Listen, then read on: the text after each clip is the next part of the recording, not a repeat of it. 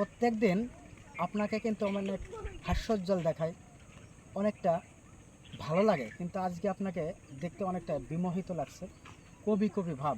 আমার মনে হচ্ছে আপনি কোনো গভীর চিন্তায় আছেন। তো এখন কোন চিন্তায় আছেন যদি একটু বলতেন ভালো লাগতো। হিমাংশু, আসলে তুমি একটা বুদ্ধিমান ছেলে, তুমি সব কিছু মুখ দেখে অনেক কিছু আয়ত্ত করে ফেলো। আমার মনটা আজকে সত্যিই খুব খারাপ।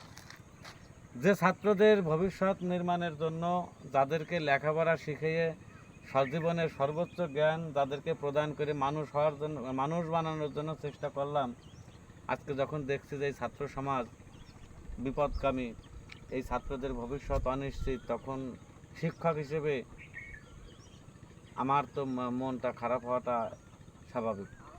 আমি চেয়েছিলাম যে আমার ছাত্ররা এদেশে বড় অফিসার হবে, তারা ডাক্তার হবে, ইঞ্জিনিয়ার হবে, তারা একটা সুন্দর দেশ গড়ে তুলবে। আর এখন দেখছি ছাত্রদের নিজেদের কোনো অর্জনের চাইতে এরা শুধু রাজনীতিতেই, রাজনীতি বা ওই পদ পদবি পাইলে এরা বেশি খুশি।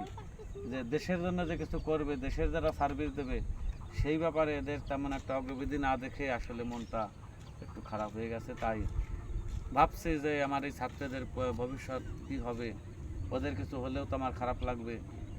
তাই আর কি এই মনটা আমার খারাপ। খুবই তুমি ভালো, কি বলো? খুবই ভালো লাগলো আপনার বিষয়টা। এই বিষয় নিয়ে আমিও চিন্তিত। আমি এক্স স্টুডেন্ট, কিন্তু একটা সময় তো স্টুডেন্ট ছিলাম। আমার সময় কিন্তু এইরকম ছিল না। বর্তমানে আমি যেটা দেখতে পাচ্ছি, আসলে পড়ালেখার মান, গুণগত মান যে কোথায় গেছে, এটা আপামার জনগণ সবাই জানে। আর আপনি যেহেতু একজন শিক্ষক, আপনার সামনে আমি বেশি বড় কথা বলবো না, তবে আমি একটা বার্তা দিতে পারি আপনার সামনে, যেহেতু আমি আপনার স্টুডেন্ট ছিলাম একটা সময়।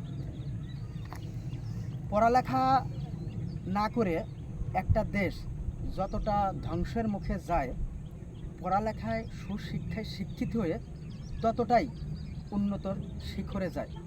আপনি বহির্বিশ্বের দিকে তাকাবেন, যে সমস্ত দেশে 99% শিক্ষার হার, সেই সমস্ত দেশ অর্থনৈতিক, সামাজিক, কালচার, এগ্রিকালচার সমস্ত বিষয়ে কিন্তু অনেকটা ডেভেলপ। আর আমাদের যে কথাগুলো বললাম সব বিষয়ে কিন্তু ডিক্রিজ হচ্ছে। এর মূল কারণ হচ্ছে পড়ালেখার প্রতি আমাদের অনীহা আসছে, আপনি যে কথাটা বললেন।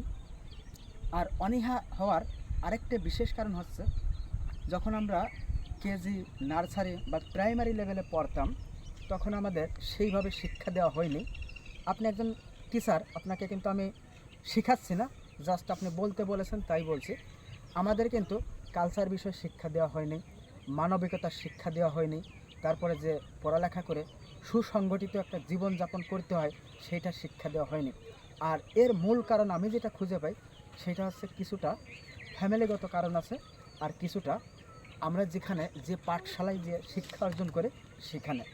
আর সবচেয়ে মোস্ট ইম্পর্ট্যান্ট সে হচ্ছে আমরা যাদের সাথে চলাচল করি, আসলে দেখছি সেগুলো কি সঠিক লোক, সমাজের তারা উপকার বহন করে না সমাজের ক্ষতি বহন করে। তো এইটা আমরা যতক্ষণ না জাস্টিফাই করতে পারবো, ততক্ষণ আমার মনে হয় না আমাদের যুব সমাজ এবং এই শিক্ষার গুণগত মান এবং ছাত্রদের নিয়ে আপনি যে আশা করছেন সেইটা হবে না। আমার কথাই করছি। তুমি ঠিকই বলেছো। তাহলে আমাদের ঊর্ধ্বতন কর্তৃপক্ষের নিকট একটা বিনীত আবেদন থাকবে, যাতে আমাদের এই ভবিষ্যৎ প্রজন্মের ছেলে মেয়েদের মানবিকতা, সুশৃঙ্খল জীবন এবং এদের নৈতিকতা পরিবার থেকেও এবং আমরা প্রতিষ্ঠান থেকেও যাতে এদেরকে শেখাতে পারি, যাতে এরা বিপদগামী না হয়, এরা সঠিক পথে থেকে দেশ এবং সমাজের উন্নতি করতে পারে। সেই আবেদনটা আমরা অবশ্যই কর্তৃপক্ষকে জানাবো। ধন্যবাদ।